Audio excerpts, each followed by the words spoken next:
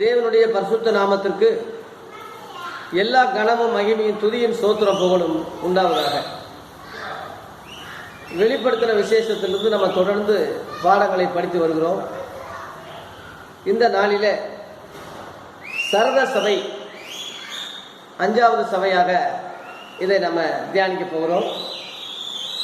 வெளிப்படுத்தின விசேஷம் 3ஆம் அதிகாரம் 1 முதல் 6 வரை இந்த சர்வ சபையை பற்றிய காரியங்கள் அடங்கியிருக்கிறது. 5வது சபையாக இதை நாம் தியானிக்க போறோம்.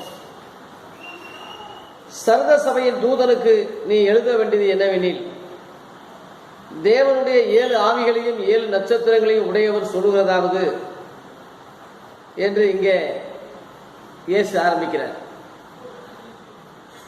வெளிப்படுத்தின விசேஷம் 1ஆம் அதிகாரம் 4ஆம் வசனத்தில் தேவனுடைய சிங்காசனத்துக்கு முன்னாடி இருக்கிற 7 ஆவிகளாலும் அது பரிசுத்த ஆவியானவரை குறிக்கிறது என்று முதலாவது நான் விளக்கம் கொடுத்தேன். 7 நட்சத்திரங்கள் என்பது 7 ஊழியக்காரர்கள் என்று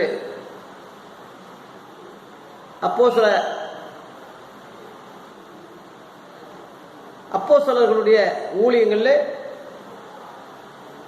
அவர்களை தூதர்கள் என்று சொன்னதாக விளக்கம் கொடுத்தேன். அந்த 7 என்பது பரிபூரணத்தை குறிக்கும். 7 நட்சத்திரங்கள் என்பது 7 சபைகளுடைய தூதர்கள் என்று வெளிப்படுத்தல 1ஆம் அதிகாரம் 20ஆம் வசனத்தில் விளக்கம் ஏற்கனவே கொடுத்திருக்கிறேன். அந்த பரிசுத்த ஆவியானவருடைய ஆளுகைக்கு உட்பட்ட அந்த 7 ஊழியக்காரர்களுடைய தலைமை ஊழியக்காரர் இயேசு கிறிஸ்து. 1 பேதுரு 5ஆம் அதிகாரம் 4ஆம் வசனத்தில் பிரதான மேய்ப்பர் வெளிப்படும் போது என்று சொல்லப்பட்டிருக்கிறது. மேய்ப்பர்கள் வேற, பிரதான மேய்ப்பர் வேற. ஆண்டவராக இயேசு கிறிஸ்து தலைமை ஊழியக்காரராய் 7 நட்சத்திரங்களை உடையவர் என்று தன்னை அழைத்துக் கொள்கிறார். ஊழியக்காரர் என்பது தனிமையான ஒரு நபர் அல்ல, அது இயேசு கிறிஸ்துடைய ஆளுகைக்கு உட்பட்ட ஊழியர். ஊழியர்னா பணிவிடக்காரர். இயேசு கிறிஸ்து எஜமானா இருக்கிறார். அவர் பரிசுத்த ஆவியானவருடைய ஆளுகைக்கு உட்பட்ட அந்த ஊழியங்கள், இந்த சபைகள் நடந்து கொண்டிருக்கிறது. இந்த 2ஐயும் சேர்த்து தான் 7 ஆவிகளும் 7 நட்சத்திரம் உடையவர் சொல்லுகிறதாவது என்று இந்த சபையை ஊழியக்காரனுக்கு ஆரம்பிக்கிறார். என்ன சொல்லுகிறார் என்றால், உன் கிரியைகளை அறிந்திருக்கிறேன். அது என்னவென்றால், நீ உயிருள்ளவென்று பெயர் கொண்டிருந்தும் செத்தவனாயிருக்கிறாய் என்று அங்கே குறை சொல்கிறார். உயிர் உள்ளவர் என்று பேரு, ஆனா வாழ்க்கை செத்த ஜீவியமா இருக்கிறது. ஆதாம் எடுத்துக்கொண்டால், அந்த கனியை புசித்த நாளிலே நீ சாகவே சாவா என்று ஆதியாகமம் 2ஆம் அதிகாரம் 17ஆம் வசனத்திலே ஆதாமுக்கு கர்த்தர் கட்டளையிட்டார். அவன் புசித்த நாளிலே அவன் சாகாம, ஆதியாகமம் 5ஆம் அதிகாரத்தில் 530 வருஷத்துக்கு மேல அவன் சாகிறதாக அங்கே பார்க்கிறோம். புசித்த நாளிலே அப்ப செத்தது எது? ஆத்துமா. எசேக்கியேல் 18:20 பாவம் செய்கிற ஆத்துமாவே சாகும் என்று அங்கே சொல்லப்பட்டது. பாவம் செய்த உடனே அந்த ஆத்துமா சாகிறது. 2வது சரீர சாவு ஏற்பட்டது. புசித்த நாளிலே சாகவே என்பது 1, சாவா என்பது 2. புசித்த நாளிலே அவன் ஆத்துமா செத்தது, ஆனா அவன் உயிர் உள்ளவன்று பேர் பெற்றான். ரத்தம் தான் உயிர். அந்த ரத்தம் அவனுக்குள்ள இருந்ததுனால அவன் உயிர் பெற்றதே இருந்தா, கடைசியில சரீர சாவு ஏற்பட்டது. அதான் ஆதியாகமம் 5ஆம் அதிகாரத்தில் நம்ம படிக்கிறோம். ரொம்ப வருஷத்துக்கு பிறகு அது ஏற்பட்டது. அப்ப அவன் உயிர் உள்ளவன் என்று ரத்தத்தோட உயிர் உள்ளவன் இருந்தாலும் செத்தவனாய் ஆதாமே அன்றைக்கு இருந்திருக்கிறான். அதே தான் இந்த ஊழியக்காரனுக்கு அந்த அர்த்தத்துல தான் இங்கே சொல்லப்பட்டிருக்கு. இன்னைக்கு எத்தனையோ பேர் பாவத்தில் மறைச்சிருக்கிறாங்க. எபேசி 2ஆம் அதிகாரத்தில் அக்கிரமத்தினாலும் பாவத்தினாலும் மரித்தவர்களாக இருந்த உங்களை இயேசு உயிர்ப்பித்தார் என்று 2ஆம் அதிகாரம் 1ஆம் வசனத்துல இருக்கு. அக்கிரமங்கள் பாவங்கள் ஒரு மனிதனுக்கு இருக்கும்போது அவன் ஆத்துமா செத்த நிலைமையில் இருக்கிறது. ஆனா அவன் இரத்த ஓட்டமா இருப்பதனால உயிர் உள்ளவனாக காட்சி அளிக்கிறான் வெளிப்படையா. பிற்பாடு அவனுக்கு சரீர சாவு வருகிறது. ஆகவே இந்த ஊழியக்காரன் அதே மாதிரிதான். ஆவிக்குரிய சபை என்று பேரு, ஆனா செத்த ஜீவியம். அபிஷேகம் பெற்றவனாக பேச்சு, ஆனா நடத்த முழுவதும் சரியில்லை. அந்நிய பாஷைகளை பேசுகிறான், ஆனா அவன் பேசுவதெல்லாம் பொய்யா இருக்கிறது, அக்கிரம செயல்களா இருக்கிறது, செத்த நிலைமையில் இருக்கிறான். கர்த்தர் அவனை அன்பு கூர்ந்து 2ஆம் வசனத்துல என்ன சொல்றாருன்னா, நீ விழித்து கொண்டு சாகிறதுக்கு ஏதுவானவைகளை ஸ்திரப்படுத்து, உன் கிரிகள் தேவனுக்கு முன் நிறைவுள்ளவளாக நான் காணவில்லை என்று சொல்லுகிறார். தேவனுக்கு முன்னாடியே அவன் குறைவுள்ளவனாய் இருக்கிறான். தராசு நிறுத்தும் போது அவன் வாழ்க்கை குறைவுள்ளதாய் காணப்படுகிறது. தேவனுக்கு முன்னாடி அவன் நிறைவுள்ளவனாய் அவன் காணப்படவில்லை. தேவ ஊழியக்காரர்களே, மனுஷருடைய பார்வையில நம்ம கெட்டிக்காரர்களா இருக்கலாம், சபையில நீ நல்ல பெரிய போதகரா இருக்கலாம், உன்னுடைய பார்வையில நீ எந்த குறை இல்லாத மாதிரி தான் தெரியலாம். மனுஷனுக்கு செம்மையா தோன்றுகிற வழி உண்டு, முடிவு மரண வழி என்று சொல்லப்பட்டுகிறது. நம்முடைய பார்வைக்கு நம்ம நல்லா தான் தெரியும், பார்வைக்கு நம்ம பெரிய ஆளுகளை தான் தெரியும். ஆனால் தேவனுடைய சமூகத்தில் நம்ம எப்படி இருக்கிறோம்?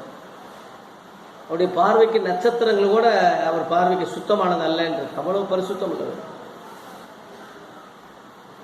அதனால நம்மை நாமே நிதானிச்சுட்டு இருக்கக்கூடாது. தேவனுடைய பார்வையில நான் எப்படி இருக்கிறேன், வசன அடிப்படையில நான் எப்படி இருக்கிறேன், வசனத்தோடு இணைக்கும் போது நான் எப்படி இருக்கிறேன், இந்த காரியத்தை தான் நம்ம பார்க்கணுமே தவிர நம்ம வேற சிந்தையா நம்ம இருக்கக்கூடாது. அதனால சாகிறதுக்கு ஏதுவானவைகளை ஸ்திரப்படுத்து. லூக்கா 22ஆம் அதிகாரம் 32 பேதுருவை பார்த்து இயேசு சொல்லுகிறார், நீ குணப்பட்ட பின்பு உன் சகோதரரை ஸ்திரப்படுத்துன்னு சொல்ற.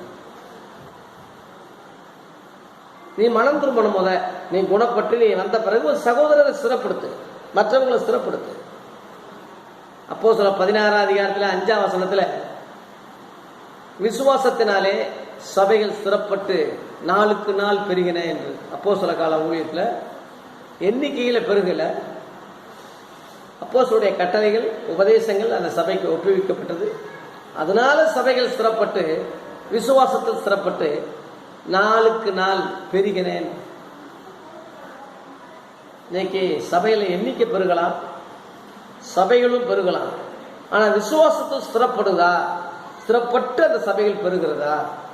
இயேசு தொடங்கின அந்த விசுவாசம், இயேசுவை தேவகுமாரன் சொல்லுகிற அந்த விசுவாசம். இங்க இயேசு கிறிஸ்துவ தேவகுமாரன் சொல்றதே இன்னைக்கு ரொம்ப கம்மியா இல்லை. தேவன் யாருன்னு தெரியல, குமாரன் யாருன்னு தெரியல, ஆவியானவர் யாருன்னு தெரியல. என்னடான்னு கேட்டா திருத்துவம்னு சொல்றான்.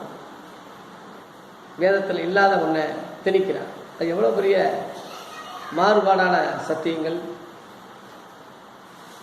ஆதி ஆகமத்திலிருந்து வெளிப்படுத்தின விசேஷம் வரைக்கும் லட்சக்கணக்கான விளக்கம் இருக்கு. பிதா யாரு, குமாரன் யாரு, பரிசுத்த ஆவியானவர் யாரு, இந்த மூவர் எப்படி செயல்படுறாங்க, ரொம்ப ரொம்ப தெளிவா ஆவியானவர் வெளிப்படுத்தியிருக்காரு. இயேசு ரொம்ப தெளிவா சொல்லியிருக்காரு. அப்போஸ்தலர்கள் இன்னும் தெளிவா சொல்லியிருக்கிறாங்க. ஆவியானவர் கடைசி வெளிப்படுத்தின விசேஷம் வரைக்கும் அந்த சத்தியங்கள் இருந்து கொண்டுதான் இருக்கு. ஆனா கண்ணிருந்து காணாதவளாய், காதிருந்து கேட்காதவளாய், இருதயத்திலே உணராதவளாய் இன்னைக்கு குமாரன் யாரு, இயேசு யாருன்னு தெரியாத ஜனங்களுக்கு அவரை பற்றும் விசுவாசத்தையும் தேவகுமாரன் என்ற விசுவாசத்தையும் எப்படி சொல்ல முடியும்? வெட்கக்கேடு, வேதனையான காரியம். ஊழியக்காரர்கள் இந்த ஓமைகளை, உண்மைகளை புரிந்து சத்தியத்தை அறிந்து மக்களுக்கு போதிக்க வேண்டும். அந்த சத்தியம் தான் மக்களை விடுதலையாக்க வேண்டும். ஆகையால் 3ஆம் வசனத்துல படிக்கிறோம், நீ கேட்டு பெற்றுக்கொண்ட வகையை நினைவு கூர்ந்து அதை கை கொண்டு மனம் திரும்பு என்று சொல்றாரு. அந்த ஊழியக்காரனுக்கு சொல்றாரு, நினைவு கூறணும், அதை கை கொள்ளணும், மனம் திரும்பணும். 3 காரியம். என்ன நினைவு கூறணும்? உன் போதவர் உனக்கு சொல்லி கொடுத்தது நினைவு கூறுறதில்லை. உன் பைபிள் காலேஜில் படிச்சிய அதை நினைவு கூறுறதில்லை. உன்னை நடத்தின பாஸ்டர்கள் சொல்லி கொடுக்குறாங்கல்ல அதை நினைவு கூறுறதில்லை. ஆதி அப்போஸ்தலர்கள் சபைக்கு என்ன எழுதினாங்க, நிருபங்கள்ல சபையை பத்தி என்ன சொன்னாங்க, இயேசு கிறிஸ்து என்ன சொன்னார், அதுதான் அஸ்திபாரம். அதை விட்டு விலகி உங்களுக்கு தவறான வகையில போதிச்சுக்கிட்டு இருந்தா அவன் சொல்றது நினைவு கூறுது என்ன பிரயோஜனம்? அது நீ தப்பா தானே போவ. திருடனுக்கு வழிகாட்டா இருவரும் குழியில விழுவார்கள். அந்த அஸ்திபாரத்தை பின்பற்றாத இவன் பேச்சை நீ கேட்டீங்கன்னா நீ பின்பற்றாம தான் போவ. அதை நினைவு கூற சொல்லல. இங்க அது அப்போஸ்தலர் உள்ளதை நினைவு கூற சொல்லி யூதா 17ஆம் வசனத்தில் இருக்கு. இயேசு கிறிஸ்துவின் அப்போஸ்தலர் முன் சொல்லப்பட்ட வார்த்தைகளை நினைவு கூறுங்கள். இயேசு ராபோஜன ஆராதனையில என்னை நினைவு கூறும்படி இதை இந்த அப்பத்தையும் இதையும் கடைபிடிங்கன்னு சொல்ற. கால்களை கழுவி அதை ஆரம்பித்தார். எவன் அதை செய்யலாம்? அது நினைவு கூர்ந்திருந்தா இன்னைக்கு செய்யாம விடுவாங்களா? செய்யல இல்ல. அப்ப நினைவு கூறல இல்ல. அப்போ சொல்ல வார்த்தைகளை நினைவு கூறல இல்ல. இயேசு வார்த்தைகளை நினைவு கூறலையே. இன்னைக்குள்ள பேச்சை கேட்டு நினைவு கூறுறதுனால இந்த கதியில இருக்கு. அதை பத்தி இங்க சொல்லல. அதனால இன்றைக்கு கேட்கிற தேவ ஊழியக்காரர்கள் இயேசு கிறிஸ்துவின் அப்போஸ்தலர் முன் சொல்லப்பட்ட வார்த்தைகளை நினைவு கூறுங்கள். யூதா 17ஆம் வசனம். ஆண்டவராக இயேசு கிறிஸ்து சொன்ன வார்த்தைகளை நினைவு கூறுங்கள். நிருபங்களுக்கு என்ன எழுதினாங்க நினைவு கூறுங்க. அதை நினைவு கூர்ந்து அதை கை கொண்டு நினைவு கூர்ந்தா கை கொண்டு மனம் திரும்புன்னு சொல்றது இந்துக்களுக்கு தான் சொல்றோம், புறஜாதிகளுக்கு தான் சொல்றோம்னு நினைச்சுக்கிட்டு இருக்காங்க ரொம்ப பேர். இங்க பெரும்பாலும் 7 சபைகள்ல ஒரு சபையை தவிர மற்ற எல்லா சபைகளையும் மனம் திரும்பு திருந்து இப்படித்தான் சொல்லி 7 சபைகள்ல 6 சபை மனம் திரும்பணும்னா இன்னைக்கு உள்ள உலக சபைகள்ல எத்தனை சபை மனம் திரும்புன்னு சொல்லி எப்படி சொல்ல முடியும்? எப்படி மனம் திரும்பாம இருக்க முடியும்? 1 2 தான் தப்பிக்க முடியும். முதல் ஊழியக்காரன் மனம் திரும்பினால்தான் சபையில் உள்ள மக்களை மனம் திரும்புவதை பத்தி அவர் பேசுவான். மனம் திரும்புவதே என்னன்னு ஊழியக்காரனுக்கே தெரியலன்னா மனம் திரும்புவதை பத்தி எப்படி மற்றவங்களுக்கு போதிப்பான்? மற்றவங்களுக்கு போதிக்கிற நீ உனக்குத்தானே போதியாமல் இருக்கலாமா என்று ரோமர் 2ஆம் அதிகாரத்தில் இருக்கு. அதனால தேவ பிள்ளைகளாகி நாம முதல்ல மனம் திரும்பணும். ஆதி அப்போஸ்தலர் வார்த்தைகளை நினைவு கூறணும், கை கொள்ளணும், மனம் திரும்பணும். இந்த 3 காரியம். நீ விழித்திராவிட்டால், விழிப்பு என்பது ஜாக்கிரதை குறிக்கும்.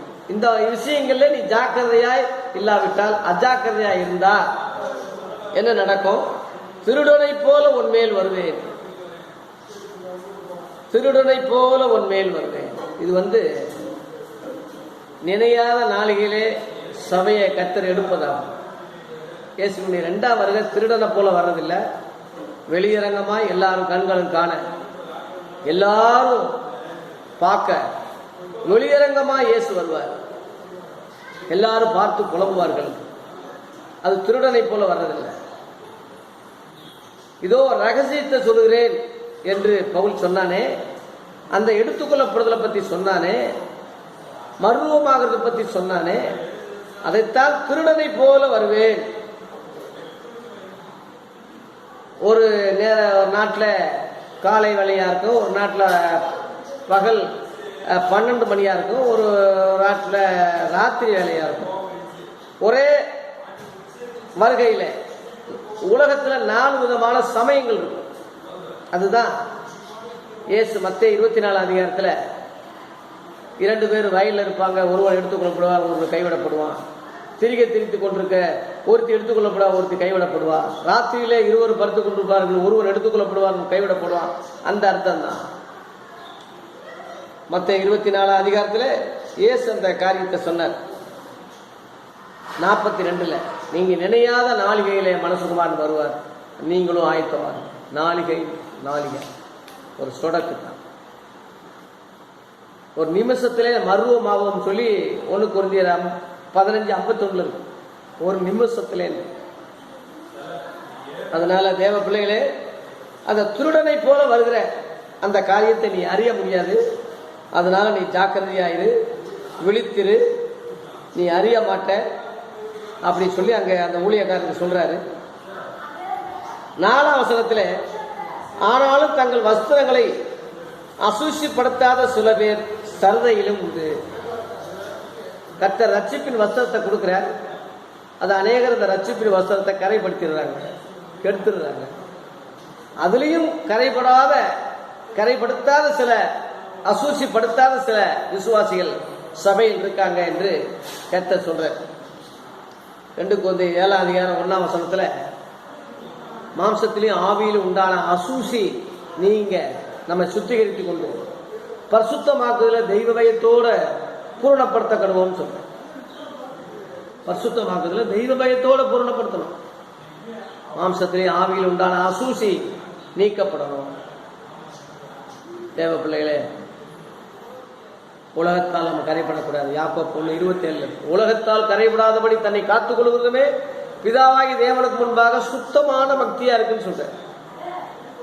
உலகமுடைய கரை என்ன இருக்கிறது? 1 யோவான் 2:16, மாம்சத்தின் இச்சை, கண்களின் இச்சை, ஜீவனத்தின் பெருமை. இந்த உலகம் பொல்லாங்கனுக்குள்ள கிடக்கு. 1 யோவான் 5:19 இருக்கு.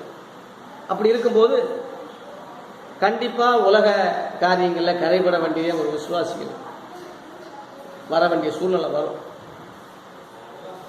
ஆனாலும் கரைபடாதபடி சிலை காத்துக் கொள்ளுகிற பரிசுத்தவான்கள் உண்டு என்று இந்த சபை ஆண்டவர் சில விசுவாசிகளை குறித்து பாராட்டுறார். தாமரையில தண்ணியில் இருந்தால் தண்ணி ஒட்டாது, உப்பு தண்ணியில மீன் இருந்தால் மீன்ல உப்பு இருக்காது. கடல்லையே பிறந்து வளர்ந்தாலும் உப்பு தண்ணியில வளர்ந்தாலும் மீன்ல உப்பு இருக்காது. இவங்க தான் உப்பு போட்டு அதை குழம்பு வைக்கணும். தேவ பிள்ளைகளே, ரொம்ப ஜாக்கிரதையா இருங்க. அசூசிப்படுத்தக்கூடாது. நம்ம ரட்சிப்பின் வஸ்திரத்தை இயேசு கிறிஸ்து வரும்போது மணவாட்டி என்ற ஸ்தானத்தில் அவருடைய வஸ்திரங்களை கரைப்படுத்தாம போய் சேர்க்கணும். கரைப்படுத்தாத சில பேர் உண்டு. அவர்கள் பாத்திரவான்களானபடியால் வெண் வஸ்திரம் தரித்து என்னோடு கூட நடப்பார்கள் சொல்றார். வெளிப்படுத்தல் 19ஆம் அதிகாரம் 8ஆம் வசனத்தில் வெண் வஸ்திரம் என்பது பரிசுத்தவான்களுடைய நீதிகள். அதிலே 14ஆம் வசனத்தில் வெண் வஸ்திரம் தரித்து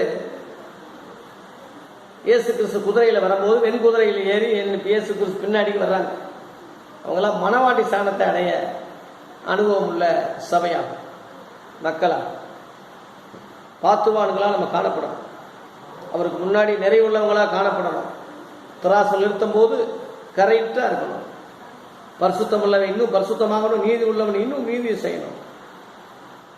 கரை முதலான ஒன்றும் இல்லாதபடி பிழையற்றது மகிமையான சபையாக இயேசுக்கு முன்னாடி நிறுத்தணும். இயேசு கிறிஸ்து அதுக்காகத்தான் பாடுபட்டார் என்று எபேசியர் 5ஆம் அதிகாரம் 26, 27 சொல்லப்படும். இவ்வளவு பாடுபட்ட அந்த சபையை கர்த்தர் கைவிடுறது நோக்கம் இல்லை, எடுத்துக்கொள்ளப்படுவதுதான் சொல்றார். அதான் திருடனை போல வருவேன்னு சொல்றார், இணையாத நாளிகளை வருவேன்னு சொல்றார். கரைபடாதபடி உன் வஸ்திரத்தை பரிசுத்தமா பாதுகாத்துக் கொள்ளு என்று சொல்லுகிறார். அது நீதிகள் தான். சுத்தமும் நீதி, பரிசுத்தம், நேர்மை, இதுதான். நம்முடைய வஸ்திரங்கள் எப்படி இருக்கிறது? உலகத்தால் கரைப்பட்டு விட்டதா? மாம்ச இச்சையில, பெருமையில, கண்களின் இச்சையில கெடுத்துட்டோமா? பரிசுத்த ஆவியானவரால் இன்னொரு முறை எங்களை கழுவப்பா, இயேசுவின் ரத்தத்தால திரும்ப ஒரு முறை கழுவு என்று ஆண்டவர் சமூகத்தில் நீங்க விழுந்து கிடந்து ஜெபிக்கணும். 5ஆம் வசனத்துல ஜெயங்கொள்ளுகிறவன் எவனோ அவனுக்கு வெண் வஸ்திரம் தரிப்பிக்கப்படும் என்று சொல்றார். ஜெயங்கொள்ளுகிறவன் எவனோ, இதை குறித்து ஏற்கனவே உங்களுக்கு விளக்க சொல்லியிருக்கிறேன். தேவனால் பிறப்பதெல்லாம் உலகத்தை ஜெயிக்கும். இயேசு உலகத்தை ஜெயித்தார். நீங்களும் நானும் உலகத்தை நம்ம ஜெயிக்க பிறந்திருக்கிறோம். நாம் நம்மில் அன்பு கூறுகிறாலே முற்றும் ஜெயங்கொள்ளுகளாய் இருக்கிறோமே என்று ரோமர் 8ஆம் அதிகார கடைசியில பவுல் சொல்றோம். மரணமானாலும் ஜீவனானாலும் உயரமானாலும் தாழ்வானாலும் இயேசு கிறிஸ்துடைய அன்பை விட்டு என்னை பிரிக்க மாட்டாதென்று நிச்சயித்திருக்கிறேன் என்று ஸ்ட்ராங்கா சொன்னான். ரோமர் 5:7-8 தேவனுடைய அன்பு நமக்குள்ள ஊற்றப்பட்டிருக்கு. அதனால அந்த அன்பு நம்மளை வெட்கப்படுத்தாது என்று சொல்லப்படும். தேவனுடைய பிள்ளைகளே, ஜெயங்கொள்ளுகிறவன் எவனோ அவனுக்கு நான் வெண் வஸ்திரம் தர்ப்பிக்கப்படும் சொல்றேன். சீவ புஸ்தகத்திலிருந்து அவனுடைய பேரை நாமத்தை நான் கிறுக்கி போட மாட்டேன்னு சொல்றேன். கிறுக்கி போட மாட்டேன்னா ஏற்கனவே எழுதியிருக்காரு தான் அர்த்தம். ஜீவ புஸ்தகத்தில் எழுதிட்டா அப்புறம் மாற்றவே முடியாது என்று சொல்றது தவறு. எழுத உரிமை இருப்பது போல கிறுக்கவும் அவருக்கு உரிமை உண்டு. யாத்திராகமம் 32:32 மோசே சொல்றான், தேவரீர் அவர்கள் பாவத்தை இந்த கண்ணுக்குட்டி வச்சு கும்பிட்டாங்க, அவங்க பாவத்தை மன்னித்தீர்களானால் நீங்க ஏன் பாவத்தையும் மன்னிங்க, அவங்கள மன்னிக்காட்டினா ஏன் பேரை உமது புஸ்தகத்திலிருந்து கிறுக்கி போடுங்க அப்படின்னு சொல்லி அவன் சொல்றான். இல்லை, கர்த்தர் என்ன சொல்றாருன்னா, எனக்கு தெரியும் நீ சொல்ல வேண்டிய அவசியம் இல்லை, எனக்கு விரோதமா பாவம் செய்தவரை நான் கிறுக்கி போட்டுருவேன், அதனால உன் பேரை கிறுக்கிறதான்னு எனக்கு தெரியும்னு சொல்லி சொல்றாரு. இந்த கண்ணுக்குட்டியை வச்சிருக்கிறவனுக்கு சப்போர்ட் பண்ணி பரிந்து பேசுறான். இன்னைக்கு அநேக கண்ணுக்குட்டிகளை விக்கிரக ஆராதனையா தான் கும்பிட்டுக்கிட்டு இருக்காங்க.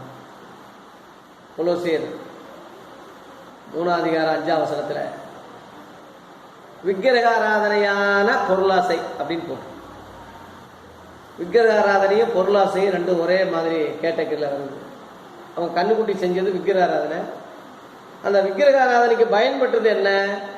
வெள்ளி, பொண்ணு, தங்கம், அந்த பொருளாசை, இந்த பணம். வெள்ளி பொண்ணு கண்ணுக்குட்டியா மாறிடுச்சு. இன்னைக்குள்ள கண்ணுக்குட்டி திரும்ப பழையபடி ரிட்டர்ன் ஆகி அவங்க கழுத்துல வெள்ளியாகவும் பொண்ணாகவும் தோடாகவும் மோதிராகவும் சங்கிலியாகவும் மோதிரமாகவும் காணப்படும். ஒரு ஊழியக்காரன் 5 விரலுக்கு மோதிரம் போடுறான். கண்ணுக்குட்டி மோதிரமா இருக்கு, கண்ணுக்குட்டி சங்கிலியா இருக்கு, கண்ணுக்குட்டி தோடா இருக்கு, ஆபரணமா இருக்கு. இந்த கண்ணுக்குட்டிகளை வணங்குகிற ஜனங்க பேரை கிறுக்கி போடுவேன்னு சொல்ற. பொருளாசையாகிய விக்கிர ஆராதனை, வெளிப்படையா சிலையை வச்சு கும்பிடுறவனை தான் நீ குறை சொல்லிக்கிட்டு இருக்க. உனக்குள்ள அந்த பொருளாசை இருக்குமானால் அது ஒரு விக்கிர ஆராதனைக்கு சமமா இருக்கு. விக்கிரகத்துக்கு மொத்த உருவம் கண்ணுக்குட்டி. இதுதான் மோசே சொல்றான். கர்த்தர் சொல்றாரு, எனக்கு தெரியும் யாருன்னு, எனக்கு விரோதமாய் பாவம் செய்யறவனை புஸ்தகத்தில் இருந்துச்சு எடுத்து கிறுக்கி போடுவேன். இங்க அதை சொல்றேன், ஜீவ புஸ்தகத்திலிருந்து கிறுக்கி போடுவேன். ஜீவ புஸ்தகம் நம்ம பேர் இருப்பது எவ்வளவு பெரிய சந்தோஷம். பிசாசு ஓடுறது, நோய் சுகமாகிறது, அற்புதம் நடக்கிறது, இதுல சந்தோஷப்பட்டு ஊழியக்காரங்க சொன்னாங்க. சொல்லுகிறார் லூக்கா 10:20 பிசாசில் போனதுக்காக சந்தோஷப்படாதீங்க, உங்கள் நாமங்கள் ஜீவ புஸ்தகத்தில் எழுதப்பட்டதுக்காக சந்தோஷப்படுங்க. உங்க பேர்கள் ஜீவ புஸ்தகத்தில் எழுதியிருக்கணும், அதுக்கு சந்தோஷப்படுங்க.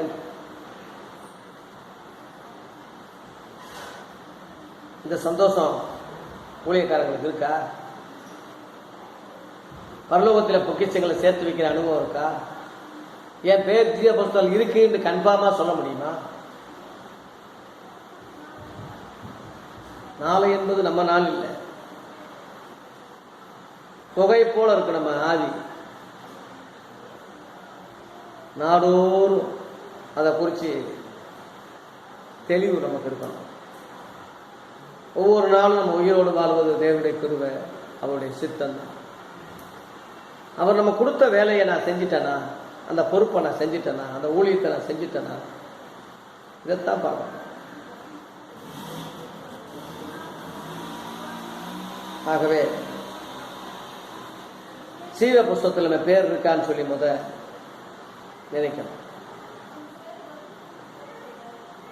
பிலிப்பியர் 4:3 அப்போஸ்தல ஊழியத்திலே, சுவிசேஷ ஊழியத்திலே பிரயாசப்படுவதுடைய பெயர் ஜீவ புஸ்தகத்தில் எழுதியிருக்கிறன்னு சொல்லி பவுல் திட்டமா சொல்றான். மற்ற ஊழியங்களை பற்றிலாம் சொல்ல அப்போஸ்தல ஊழியத்தில், இயேசு கிறிஸ்துடைய தொடங்கப்பட்ட அப்போஸ்தல ஊழியத்தில், சுவிசேஷத்தில் அந்த ரகசியங்களை சொல்லக்கூடிய அந்த ஊழியங்களில் பிரயாசப்படுறவங்களை, உதவி செய்கிறவங்களை, தாங்குகிறவங்களை பேரை ஜீவ புஸ்தகத்தில் எழுதுறதாக தெளிவாக போகும். அப்படிப்பட்டவங்க கூட தப்பு செய்தா, பெண் வாங்கினா, பல்ட்டி அடிச்சா கிறுக்கி போடுவார். ஆனா அந்த சில விசுவாசிகள் ஜெயம் கொண்டு இருப்பதனால, வெண்வஸ்திரம் தரிச்சதுனால, அவங்க பெயர்களை ஜீவ புஸ்தகத்திலிருந்து நான் கிறுக்கி போடாம என் பிதா முன்பாகவும் அவருடைய தூதர் முன்பாகவும் அவன் நாமத்தை அறிக்கிடுவேன் என்று இயேசு சொல்லுகிறார். இதே வார்த்தை மத்திய 10ஆம் அதிகாரத்தில் அவர் மாம்சத்தில் இருந்த போது 32ஆம் வசனத்தில் சொன்னார், என்னை குறித்து பூமியில சாட்சி கொடுக்கிறவன் எவனோ, மனுஷன் முன்பாக என்னை சாட்சி இடுகிறவன் எவனோ அவனை நானும் பரலோகத்தில் உள்ள என் பிதாவின் முன்பாக சாட்சியிடுவேன். அப்படி என்னை குறித்து வெட்கப்படுறவனை பரலோகத்தில் என் பிதாவின் முன்பாக நான் வெட்கப்படுத்துவேன், தூதர் முன்பாக வெட்கப்படுத்துவேன், மறுதளிப்பேனே சொல்றாரு. இந்த பூமியில உன்னுடைய சாட்சி எப்படி இருக்கு? பிதா முன்பாக, ஆயிரக்கணக்கான தூதர்கள் முன்பாக, பரிசுத்தவான்கள் முன்பாக உங்களை அறிமுகப்படுத்துறாருன்னா எவ்வளவு பெரிய சந்தோஷம்! அதை விட ஒரு புகழ்ச்சி வேணுமா, கனம் வேணுமா, அதை விட மதிப்பு வேணுமா? இந்த உலக பிரகாரமான அரசியல்வாதி மாதிரி தெரிஞ்சுக்கிட்டு ஜனங்களை பிரியப்படுத்துறதுக்காக, பணத்தை காப்பாற்றுறதுக்காக அப்பப்போ பல்டி அடிச்சுக்கிட்டு உலகத்துக்கு ஒத்து வேஷம் தெரிஞ்சுக்கிட்டு திரிகிற 4 பேர் துண்டை போட்டு மாலையை போட்டான்னா இதில் ஒரு சந்தோஷப்பட்டுட்டு போகிறது அற்ப ஆசை. அற்ப, நீ ஒரு அற்ப. அப்படி பிரியாசப்படுறவனை இந்த பூமியிலேயே தேவன் சங்கரிப்பார்.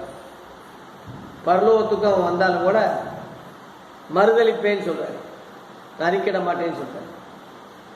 மனுஷன் முன்பாக இந்த பூமியில இயேசு கிறிஸ்துவ குறித்து வெக்கப்படாம தைரியமா ஒருத்தன் பிரசங்கிக்கும் போது, அறிக்கையிடும் போது, பரலோகத்துக்கு முன்பாக, என் பிதா முன்பாக, தூதர்கள் முன்பாக அறிக்கையிடுவேன் என்று அங்கே தெளிவாக சொல்லுகிறேன். ஆகவே இந்த 6 வசனத்திலேயே இந்த சபை அடங்கியிருக்கிறது. தேவ பிள்ளைகளாகி நாம் இந்த சரத சபையினுடைய அனுபவங்களை நமக்கு வராம, அதுலேயும் சில பேர் ஜெயம் கொண்டு இருந்து பாத்துவான்களாக இருந்து வஸ்திரத்தை கரைபடாதபடி கொஞ்சம் பேர் இருந்தது மாதிரி, ஊழியக்காரன் சரியில்லாவிட்டாலும் சபை விசுவாசிகள் கரெக்டாக இருந்தாங்க. அதுக்கு முன்னாடி ஊழியக்காரன் சரியில்லாவிட்டாலும் சில காரியங்களை பாராட்டாமல் செய்கிறார். இந்த ஊழியக்காரன் எடுத்த உடனே அவன் சரியில்லை, செத்தவனா இருக்கிறான்னு சொல்லி ஆரம்பத்திலே ஆரம்பிக்கிறாரு. ஆனால் விசுவாசிகள் நல்லவங்களா இருக்காங்க, கொஞ்சம் பேர், சில பேர் அதில் இருக்காங்க. சில ஊழியக்காரங்க எல்லாரையும் எழுப்பி விடுவான், அவன் போக மாட்டான். பண்ணணும் நடு ராத்திரியில ஒரு வீடு தீப்பிடிச்சு எரிஞ்சிச்சான்.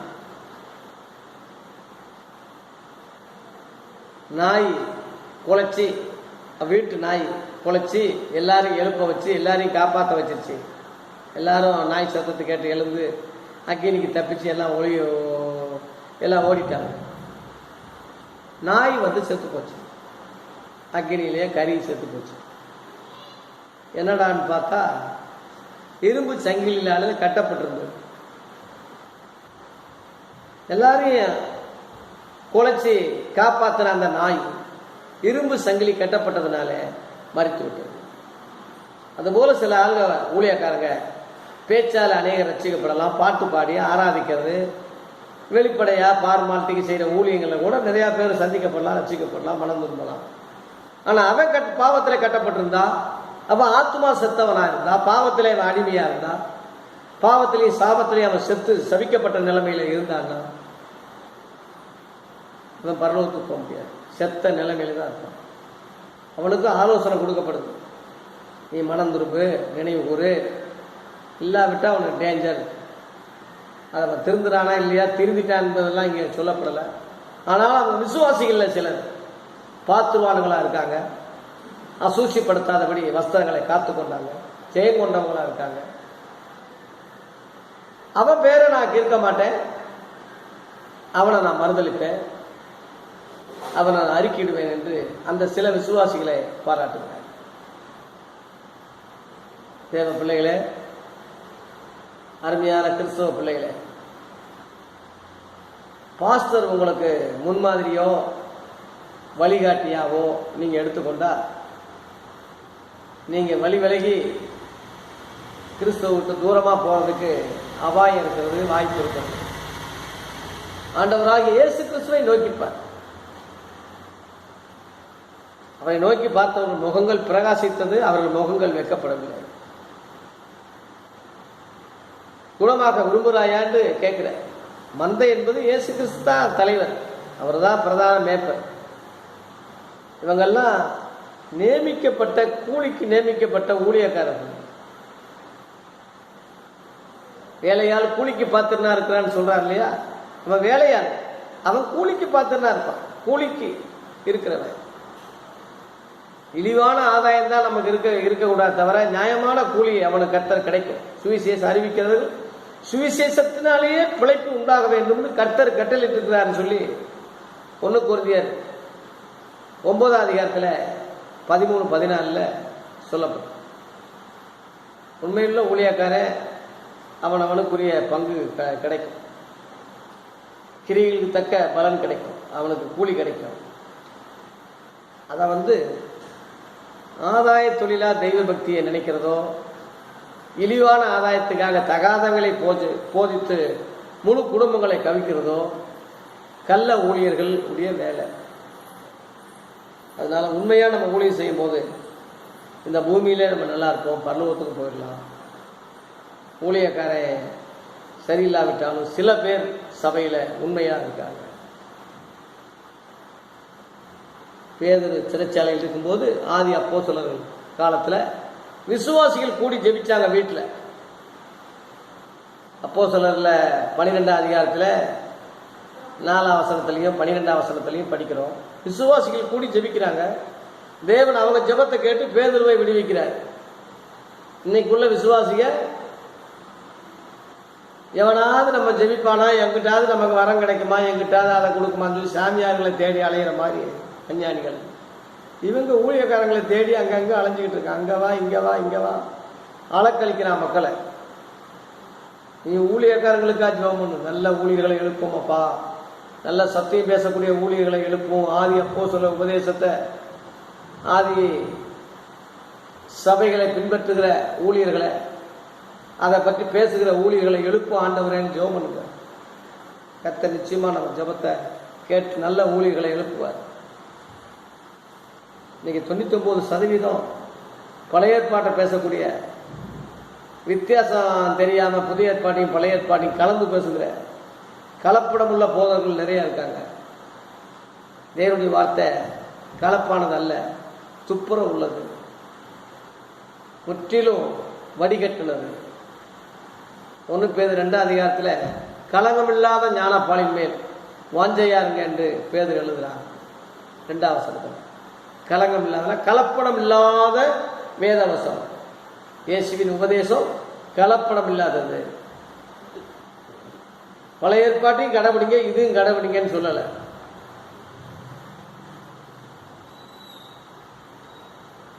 தசமபாகம் ஒரு காரியத்தில் அதையும் செய்யணும், இதையும் விடாதிருக்க வேண்டுமே என்று மத்திய 23:23 சொன்னாரு. அந்த தசமபாகம் நியாயப்பிரமாணத்தினாலே வந்ததில்லை, மோசையின் ஆகமங்களிலிருந்து வந்ததில்லை. நல்லா புரிஞ்சுக்குங்க. அது ஆதியாகமம் 14ஆம் அதிகாரத்தில் மெல்கிசேதேக்கு மூலமா வந்த அந்த தசமபாகம். ஆபிரகாமே தசமபாகம் கொடுத்துருக்கான். மெல்கிசேதேக்கு ஆபிரகாமிலும் பெரியவராக இருந்து அவனை ஆசீர்வதிச்சான் இருக்கு. அந்த மெல்கிசேதேக்கு ஊழியம் தான் இயேசு கிறிஸ்துவின் ஊழியமாக எபிரேயர் 7ஆம் அதிகாரத்தில் ஆவியானவர் நமக்கு விளக்குறார். அன்றைக்குள்ள இந்த தசமபாகம் என்பது நியாயப்பிரமாணத்தில் கடைபிடிக்கப்பட்டதே தவிர, கையாளப்பட்டதே தவிர, நியாயப்பிரமாணத்தில் உண்டானதோ மோசே உற்பத்தியானதோ மோசே சொல்லி செஞ்சதோ அல்ல. அதனாலதான் நீதி நியாயத்தையும் செய்யணும், அதையும் விடாது இருக்கணுமே, தசமபாகத்தையும் விடாது இருக்கணுமே. நீங்க தசமபாகத்தை கொடுக்க கூடாதுன்னு சில கள்ள சகோதரர்கள் போதிச்சு வர்றாங்க. தசமபாகம் ஊழியக்காரனுடைய சம்பளம், ஊழியக்காரனுடைய சம்பளம், அதான் அதுவும் விடாது இருக்கணும்னு சொன்னார். எத்தனையோ விட சொல்லி சொன்ன இயேசு இந்த ஒரு காரியத்துல விடாதீங்கன்னு சொன்னார்.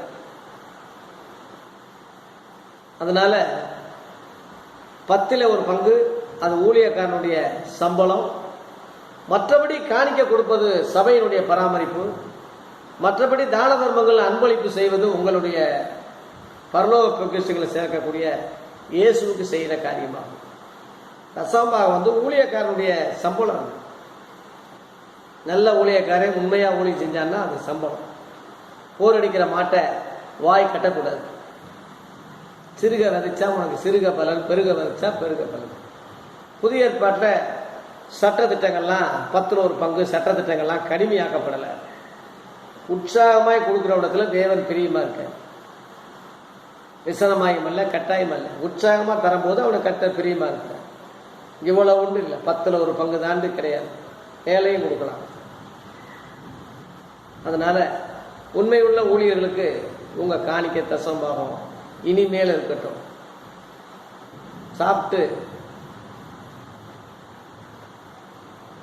இருக்கிறவனையே சாப்பாடு போடுவியா? பசி உள்ளவங்க எத்தனை பேர் இருக்காங்க? பணம் இருக்கிறவங்கிட்டயே போய் கொட்டுவியா? இல்லாதவங்க எத்தனை பேர் இருக்காங்க? கிராமங்கள்ல எத்தனை ஊழியர்கள், எளிய ஊழியர்கள், உண்மையுள்ள ஊழியர்கள் எத்தனை பேர் இருக்காங்க? தசமபாகம் கர்த்தருக்குரியது. அதை பகிர்ந்து நீ ஏழைகளுக்கு, கஷ்டப்படுறவங்களுக்கு நீ கொடுக்கறது கர்த்தர் கொடுத்த அர்த்தம் தான். இந்த சிறியவனுக்கு ஒரு எதை செய்தீரோ எனக்கே செய்தீன்னு சொல்ற. அப்படிப்பட்ட அந்த மக்களை கர்த்தர் பாராட்டுவார், பரலோகத்தில் அறிக்கையிடுவார். இயேசு கிறிஸ்துவை பற்றி அறிக்கையிடுறதுன்னா அர்த்தம் என்ன? இயேசுவின் வார்த்தைகளை பற்றி சொல்றது தான். இயேசுவின் உபதேசங்கள் படி நம்ம சொல்வதும் நடப்பது தான். அறிக்கையிடுறதுன்னா பேர் என்ன, பாவ அறிக்கப்பட அது இல்லை, ஒரு உபதேசங்களை பூமியில அறிக்கப்படுறது. ஆகவே பரலோகத்துக்கு முன்பாக அவர் ஜீவ புஸ்தகத்தில் பேர் கிறுக்கி போடாமல் வெண்வஸ்திரம் தரிக்கப்பட்டு ஜெயங்கொண்டவனாய் பிதாவின் சமூகத்தில் அறிக்கையிடக்கூடிய தேவ பிள்ளையா, தேவ மனுஷனாக மாற்றப்படுகிறான். அப்பேற்பட்ட சில விசுவாசிகள் சரத சபையிலையும் உண்டு என்று பாராட்டுகிறார். ஊழியக்காரனுக்கு சில யோசனையா சொன்னார் மனந்துருமன்னு சொல்லி, அவன் அவனுடைய கடமை. ஆதி அப்போஸ்தலரை நினைவு கூறணும், அவன் மனம் திரும்பணும், கை கொள்ளணும், அது அவனுடைய காரியம். சில விசுவாசிகளுக்கு இந்த விஷயம். கடைசியில் 6ஆம் வசனம் சொல்லி முடிக்கிறேன். ஆவியானவர் சபைகளுக்கு சொல்லுகிறதை காது உள்ளவன் கேட்க கடவன். எல்லா சபைகளுக்கும் ஆவியானவர் ஆவியானவர் ஆவியானவர்னே சொல்லு. 7 சபைகளுக்கும் 7 ஆவியானவர் அல்ல, 7 ஆவிகளாக செயல்பட்டாலும் ஆவியானவர் ஒருவர் தான்.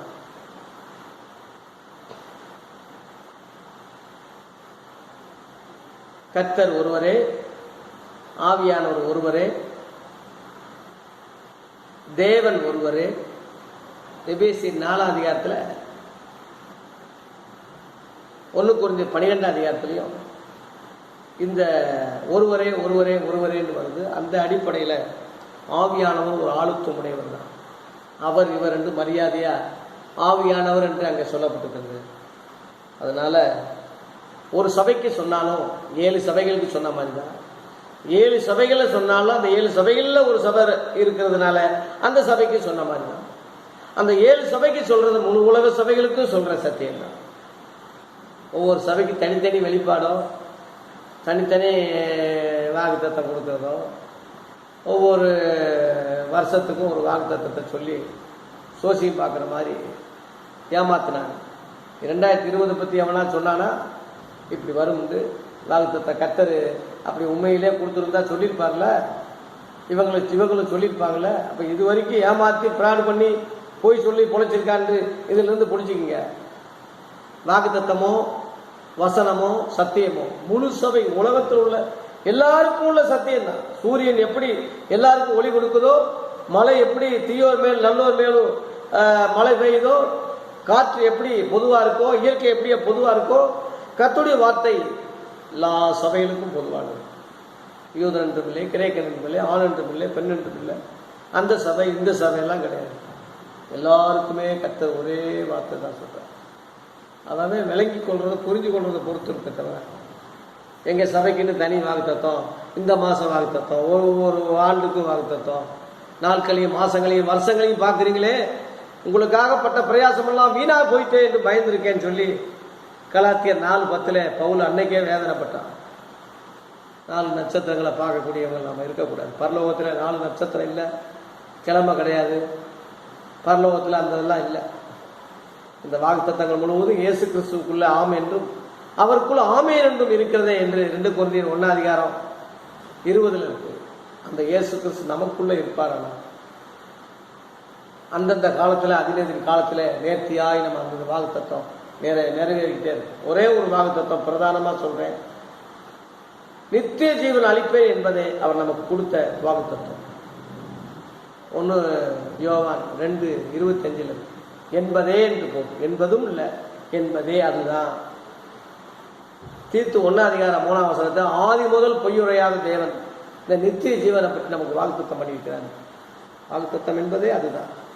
அந்த வாக்குத்தத்தம் இல்லாம 1000 வாக்குத்தத்தம் பண்ணி என்ன செய்ய? கார் கொடுப்பார், பங்களா கொடுப்பார், ஆசீர்வதிப்பார், கார் வரும், வண்டி வரும், சொத்து சுகம் வாங்குவோம், பொண்ணு வெள்ளி கொட்டும். என்ன செய்ய? மனுஷன் உலகம் முழுவதும் ஆதாயப்படுத்தி கொண்டாலும் தன் ஜீவனை நஷ்டப்படுத்தினான். அவனுக்கு லாபம் என்ன? அதற்கு ஈடாக என்னத்தை கொடுப்பான் என்று மத்தேயு 16:26 இயேசு கேட்கிறாரு. எவன் இதுவரைக்கும் பதில் சொல்லியிருக்கான்?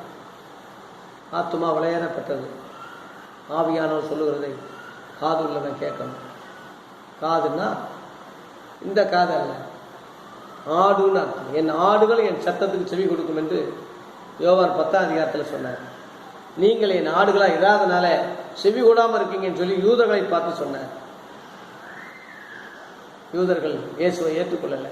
யோவான் 1:11 அவர் சொந்தமானதிலே வந்தார், சொந்தமானவர்களும் அவரை ஏற்றுக்கொள்ளவில்லை. புறஜாதிகள் தான் ஏற்றுக்கொண்டாங்க. அவருடைய நாமத்தின் மேல் விசுவாசம் எல்லாம் ஏற்றுக்கொண்டு எத்தனை பேர்களோ அத்தனை பேரும் தேவனுடைய பிள்ளைகளாகும்படி அதிகாரம் கொடுத்தார். யோவான் 4:42 சமாரியா மக்கள் ஏற்றுக்கொண்டாங்க.